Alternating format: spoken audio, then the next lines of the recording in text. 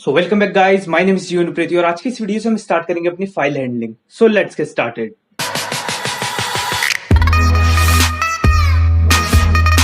So guys, यहाँ पे इस वीडियो के अंदर हम बात करें फाइल हैंडलिंग की, बट उससे पहले अगर आपने ये पाइथन की वीडियोस यहाँ से नहीं देखी है तो इस प्लेलिस्ट को आप देख सकते हैं। इसके अंदर क्लास, ऑब्जेक्ट, इनहेरिटेंस वगैरह सब कुछ कवर्ड है। अब बात करते हैं यहाँ पे फाइल हैंडलिंग की। तो सबसे पहले यहाँ पे आके सबसे पहले खोल लूंगा अपना विजुअल स्टूडियो कोड और यहाँ पे आके सबसे पहले एक फाइल बनाऊंगा और फाइल का नाम रख दूंगा DFH1 यानी कि डेटा फाइल हैंडलिंग 1 और .py। इस फाइल को मैंने यहाँ पे खोल लिया है। अब गाइज यहाँ पर बात करते हैं फाइल हैंडलिंग की।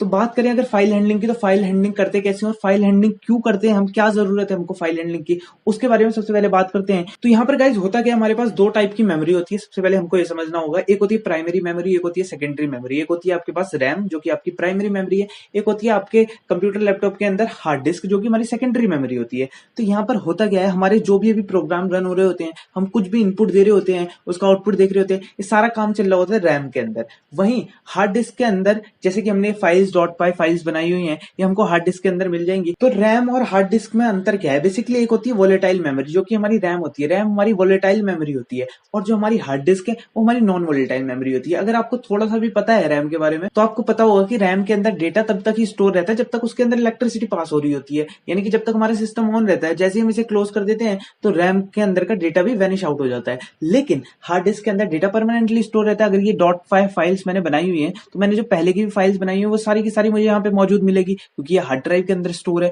लेकिन हम क्या करते हैं, जब हम प्रोग्राम लिखते हैं तो इसको थोड़ा सा प्रैक्टिकली समझते हैं। और यहाँ पर आकर अगर मैं क्या करूं, मैं ए नाम का एक वेरिएबल बनाता हूं और इसके अंदर मैं क्या करूंगा, एक इनपुट फंक्शन लगा के इसके अंदर एक इनपुट लूंगा और उसे इंट में टाइप कास्ट कर दूंगा। तो यहाँ पे आके करूंगा क्या, मैं एक इनपुट फंक्शन लगाऊंगा और इसके अंदर मैं लिख दूंगा एंटर फर्स्ट नंबर, ऐसे करके कुछ बना देता हूँ। एक छोटा सा प्रोग्राम बना के दिखाऊंगा आपको और यहाँ पे लिख दूंगा नंबर और इसी को ही मैं यहाँ पे कॉपी करके इसका नाम बी लिख दूंगा और 2 नंबर मैंने ले लिए और करूंगा कि सिंपली मैं करना क्या चाह रहा हूँ, यहाँ पे आके सिंपली इनको प्लस करा लूंगा a प्लस बी। अब मैं बताना क्या चाह रहा हूँ, इससे हम समझेंगे एक छोटे से कंसेप्ट को। यहाँ पे इसको सेव कर लेता हूँ फाइल को। जैसे ही मैं इसे रन करूंगा तो यहाँ पे मेरे पास आ चुका है एंटर फर्स्ट नंबर और फर्स्ट नंबर डाल देता हूँ फॉर एग्जांपल मैं 10 और यहाँ पे आके अगर मैं सेकंड नंबर डाल देता हूँ 20 और जैसे ही मैं एंटर करता हूँ मेरे पास आ गया यहाँ पे 30। मेरे को यहाँ पे एक स्पेस देना चाहिए था बट कोई नहीं। जैसे मैंने डाला 10 और मैंने डाला ये 20, मेरे पास आउटपुट आ गया ये 30। तो हमारे पास आउटपुट तो आ गया, हमने इनपुट भी ले लिया, लेकिन ये 10 और 20 मैंने लिखा तो मुझे आउटपुट भी 30 मिला, लेकिन ये डेटा जाके स्टोर कहाँ पे हुआ? ये गाइस कहीं पे स्टोर नहीं हुआ क्योंकि ये जो हम एग्जीक्यूशन कर रहे हैं और ये हम इनपुट आउटपुट दे रहे हैं, सारा काम चल रहा है हमारी प्राइमरी मेमोरी रैम के अंदर। जैसे ही मैं इसे कैंसिल करता हूँ, यहाँ से हटा देता हूँ, डिलीट कर देता हूँ, तो ये डेटा भी वैनिश आउट हो गया, यहाँ से गायब हो गया डेटा भी। अब मैं अगली बार रन करूंगा तो मुझे फिर से एक नया इनपुट देना पड़ेगा। तो ये डेटा मेरा कहीं भी स्टोर नहीं हो रहा। लेकिन हमको कोई डेटा स्टोर कराना है, फॉर एग्जाम्पल मैं यहाँ पे कुछ भी चीजें लिख रहा हूँ, उसको मेरे को प्रोग्राम एग्जीक्यूशन के दौरान एग्जीक्यूट करा के दूसरी किसी फाइल के अंदर एक txt फाइल बनानी है या कोई और फाइल बनानी है, उसके अंदर मेरे को उस डेटा को स्टोर कराना है। तो स्टोर कैसे कराऊंगा मैं, मेरे को उसको हार्ड ड्राइव के अंदर सेकेंडरी स्टोरेज के अंदर सेव करना पड़ेगा, तभी हम उसको स्टोर करा सकते हैं। तो यहाँ पे कंसेप्ट आता है फाइल हैंडलिंग का। तो हम जो भी यहाँ पे कोई डेटा दे, हम यहाँ पे रीड राइट ऑपरेशंस कर सकते हैं। आपको समझ आएगा आगे आगे हम जब देखेंगे। तो हम जैसे अपने प्रोग्राम का एग्जीक्यूट कराएंगे, हम किसी फाइल के अंदर कुछ राइट करना चाहते हैं, वहां से कुछ रीड करके देखना चाहते हैं, तो उसके साथ हम डील कर पाएंगे। इसीलिए हम यूज करते हैं फाइल हैंडलिंग को। तो यहाँ पर सिंपली आज की इस वीडियो में हम बेसिक्स देखेंगे। इसको फिलहाल मैं यहाँ से हटा देता हूँ। तो यहाँ पे हमारे पास कुछ मोड्स होते हैं। मैंने आपको बताया फाइल हैंडलिंग है क्या, इसको हम यूज क्यों करते हैं, हमको फाइल्स के साथ डील करना होता है, इसलिए हम इसे यूज करते हैं। यहाँ पे सिंपली आज की इस वीडियो में मैं बताता हूँ, कुछ बेसिक्स बताऊंगा, कुछ मोड्स होते हैं। तो सबसे पहले मोड्स देखते हैं। तो यहाँ पे एक आर होता है हमारे पास और ये आर क्या होता है, इसका मीनिंग लिख रहा हूं मैं आगे। तो इसका मतलब होता है रीड मोड। आर से आपको पता चल रहा होगा रीड मोड। तो ये एक मोड है, इनको कैसे यूज करना है अभी सिंपली आप याद रखें कि जो मैं चीजें बता रहा हूँ अगली वीडियो से इनकी इंप्लीमेंटेशन देखेंगे। लेकिन उसके लिए आपको ये पता होना चाहिए कि रीड मोड होता है एक होता है हमारा राइट मोड, एक होता है राइट मोड। ये राइट करने का काम आता है। वो क्या है, वो फाइल से डेटा रीड करने का काम आता है। ये फाइल में डेटा राइट करने का काम आता है। और क्या होता है, एक होता है हमारे पास प्लस मोड। प्लस मोड क्या करता है, वो बोथ रीड एंड राइट दोनों काम करता है, रीड और राइट। अब कैसे करता है इन सब चीजों को हम देखेंगे।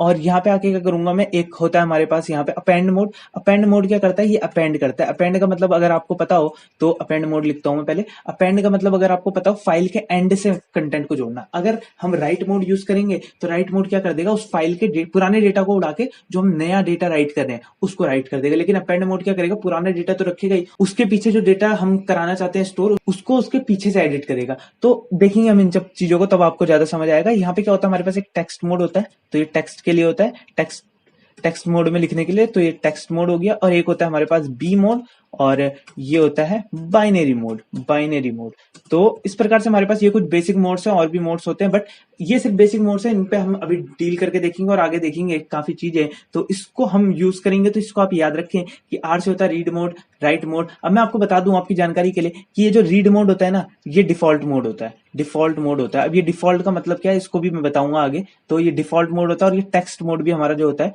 ये डिफॉल्ट मोड होता है। तो ये हमारा डिफॉल्ट मोड होता है। अब ये क्या है, ये रीड राइट और ये अपेंड करना और ये प्लस मोड, ये तो सब इसको थोड़ा सा हम अलग लेके चल सकते हैं। ये क्या है, हमारे फाइल में उन कामों को करने का काम आता है। ये होता है उस मोड में खोलने के लिए, यानी कि टेक्स्ट मोड में या बाइनरी मोड में, इस तरह से। तो इन सब चीजों को हम देखेंगे। इसको आप याद रखें कि रीड मोड जो होता है वो डिफॉल्ट मोड होता है, और टेक्स्ट मोड भी डिफॉल्ट मोड होता है। और बाकी आप इनको देख लें कि आर से रीड ये तो आपको समझ आ ही जाएगा, डब्ल्यू से राइट हो गया, प्लस से रीड राइट बोथ कर लेते हैं, ए से अपेंड हो गया। तो ये सिंपल सी चीजें आपको समझ आ जाएगी। इनिशियल वर्ड्स आप अगर याद रखें कि टी है तो टी, और बी है तो बी, आर रीड है तो आर, इस तरह से आपको याद हो जाएंगे ये सब चीजें। सो फिलहाल के लिए इस वीडियो में इतना ही रखूंगा। एक बेसिक अंडरस्टैंडिंग देनी थी आपको। अगली वीडियो से हम इसको प्रैक्टिकली इंप्लीमेंट करके देखेंगे। सो फिलहाल के लिए इस वीडियो में इतना ही। अगर आपको वीडियो पसंद आए तो इसे लाइक जरूर करें, और मैं मिलूंगा आपसे नेक्स्ट वीडियो में। So thanks a lot for watching guys. Okay, bye.